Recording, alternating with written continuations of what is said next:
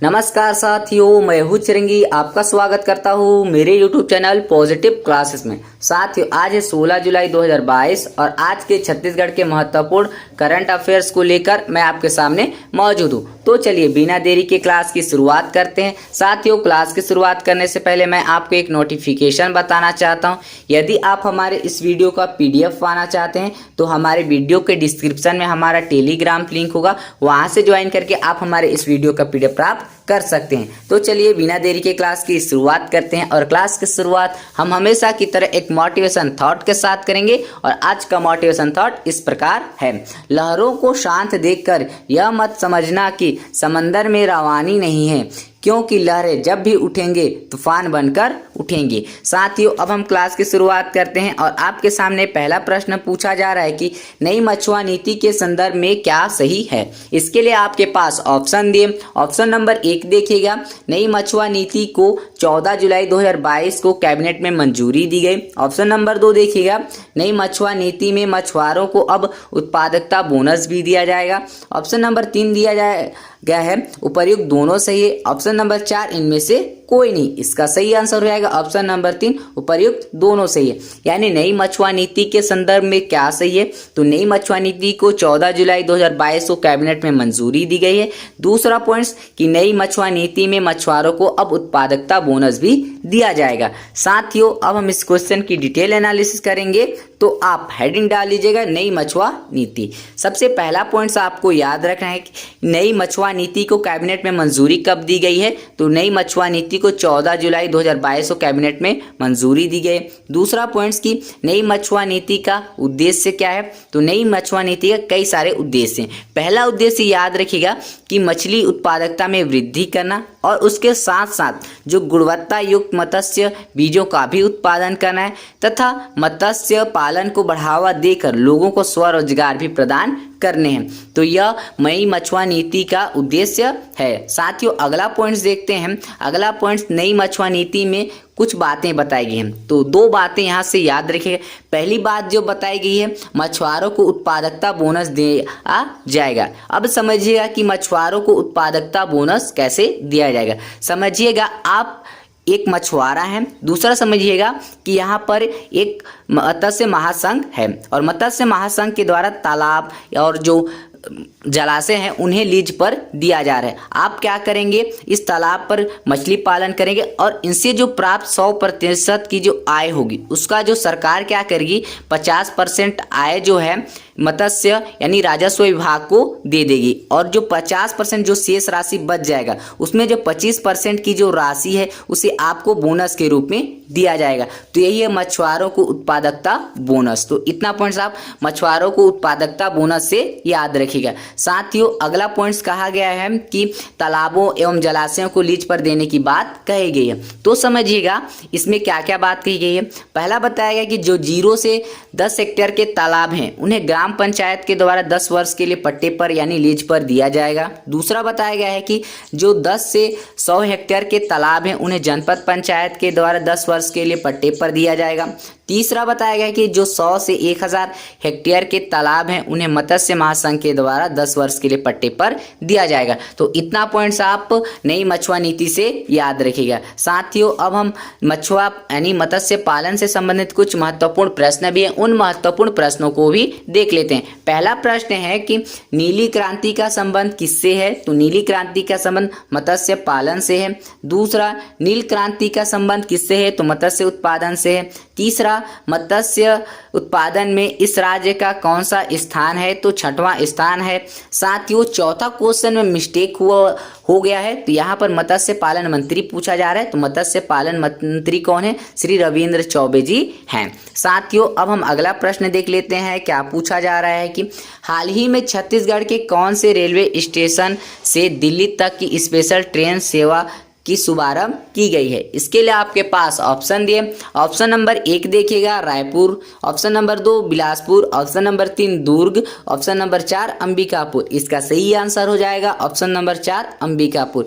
यानी कि हाल ही में छत्तीसगढ़ के कौन से रेलवे स्टेशन से दिल्ली तक की स्पेशल ट्रेन सेवा प्रारंभ की गई है, तो अंबिकापुर से दिल्ली तक की स्पेशल ट्रेन सेवा प्रारंभ किया गया है। साथियों अब हम इस क्वेश्चन की डिटेल एनालिसिस करेंगे, तो आप हेडिंग डाल लीजिएगा अंबिकापुर से दिल्ली स्पेशल ट्रेन सेवा। सबसे पहला पॉइंट आपको याद रखना है कि अभी हाल ही में क्या हुआ है कि रेल सेवा का प्रारंभ किया गया है। रेल सेवा का प्रारंभ कहाँ से कहाँ तक किया गया है, तो अंबिकापुर से दिल्ली तक किया गया है।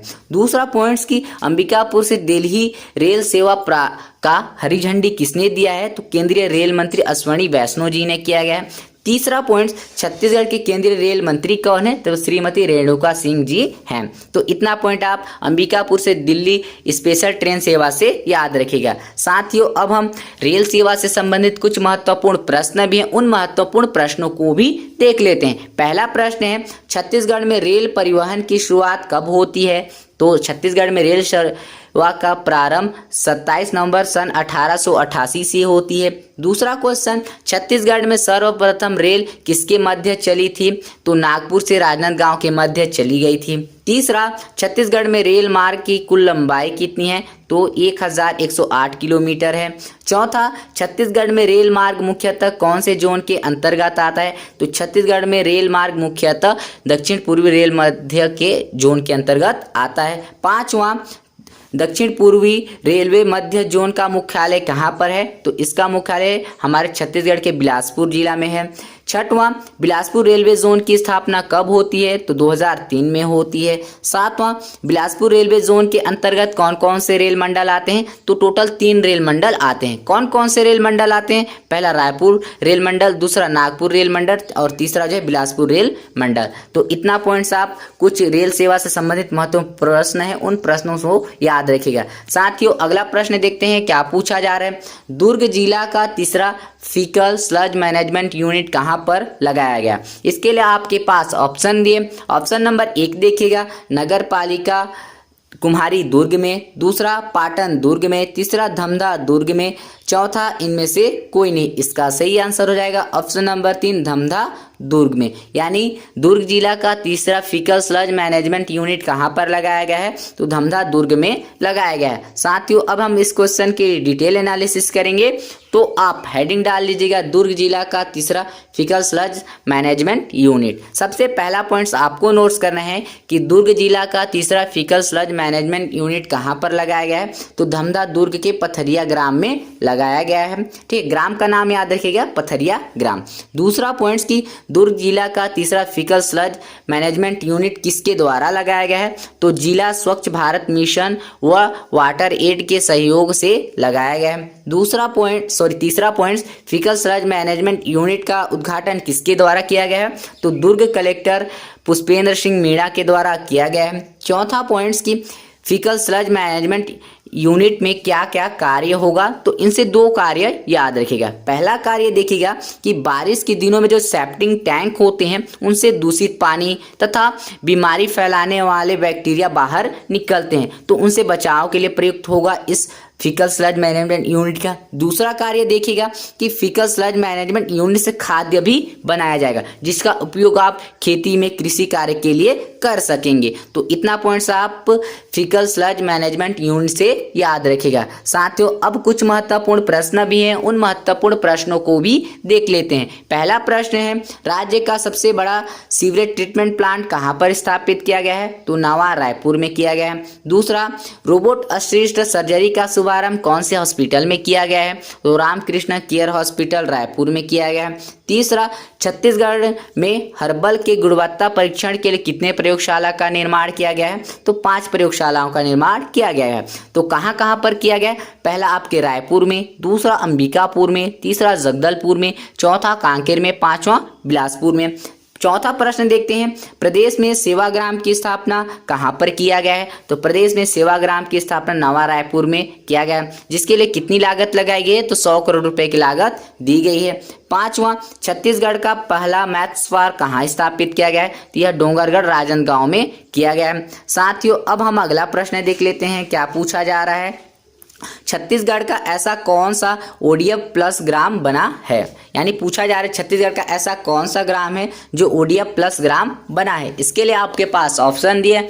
ऑप्शन नंबर 1 देखिएगा पतोरा ग्राम, ऑप्शन नंबर 2 पथरिया ग्राम, ऑप्शन नंबर 3 पत्थलगांव ग्राम, ऑप्शन नंबर 4 इनमें से कोई नहीं। इसका सही आंसर हो जाएगा ऑप्शन नंबर 1 पतोरा ग्राम। और पतोरा ग्राम आपका कहाँ पड़ता है, तो यह दुर्ग जिला में पड़ता है। साथियों अब हम इस क्वेश्चन की डिटेल एनालिसिस करेंगे, तो आप हेडिंग डाल लीजिएगा छत्तीसगढ़ का ओडीएफ प्लस ग्राम। सबसे पहला पॉइंट्स की छत्तीसगढ़ का ओडीएफ प्लस ग्राम कौन सा बना है, तो पतोरा ग्राम को बनाया गया है, जो कहाँ पर स्थित है, तो पाटन दुर्ग में स्थित है। दूसरा पॉइंट्स की किसके द्वारा पतोरा ग्राम को ओडीएफ प्लस ग्राम घोषित किया गया है, तो भारत सरकार जल शक्ति मंत्रालय एवं स्वच्छता विभाग के द्वारा पतोरा ग्राम को ओडीएफ प्लस ग्राम घोषित किया गया। तीसरा पॉइंट ओडीएफ प्लस ग्राम पतोरा में क्या क्या विकसित कार्य किए गए हैं, तो इनसे बहुत सारे विकसित कार्य किए गए हैं। जैसे पहले नंबर पे याद रखिएगा कि प्रत्येक घरों में, गौठानों में, आंगनबाड़ी में शौचालयों का निर्माण किया गया तथा सामुदायिक शौचालयों का भी निर्माण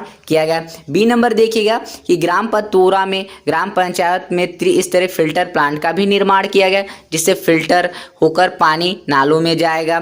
तीसरा देखिएगा हैंडपंप के आसपास सोखता गड्ढा का भी निर्माण किया गया है। चौथा ग्राम पतोरा में सूखा कचरा के लिए स्वच्छ भारत मिशन के अंतर्गत स्वच्छता महिला द्वारा कचरा इकट्ठा करके सूखा कचरा को अलग किया जाता है। ठीक है, तो साथियों इतना पॉइंट्स आप छत्तीसगढ़ ओडीएफ प्लस ग्राम पतोरा से यह पॉइंट याद रखिएगा। साथियों ये रहा आज का सेक्शन। आपको कैसा लगा कमेंट सेक्शन में कमेंट जरूर कीजिएगा। मिलते हैं अगली वीडियो में।